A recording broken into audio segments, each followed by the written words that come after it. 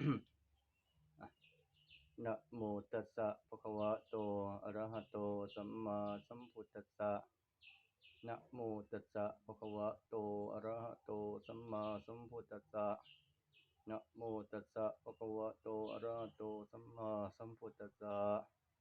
พุทธังธัมมังสังฆังสัจจังโสตโพธิติอ่ะก็ขอเจริญพรญาติโยมในช่วงเช้าของวันพระเนาะมื้อนี้ก็จะมาสวยแหน่จักหน่อยหนึงเนื่องจากว่านะทำกิจกรรมของสงฆ์อยู่เนาะก็ขอเจริญพรญาติโยมผู้ใฝ่บุญทุกท่านทุกคนที่ได้เข้ามาฟังกันพูดคุยบรรยายธรรมในวันพระของเฮาทุกหม่องทุกบอนเนาะเออ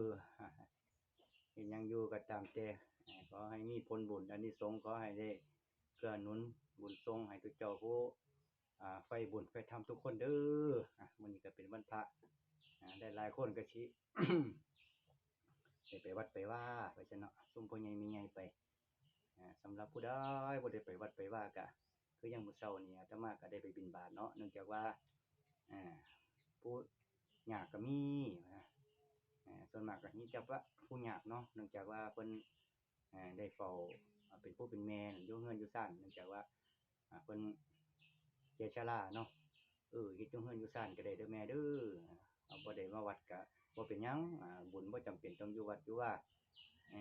ขอเจริญพรญาติโยมผู้เข้ามาใหม่เนาะอืม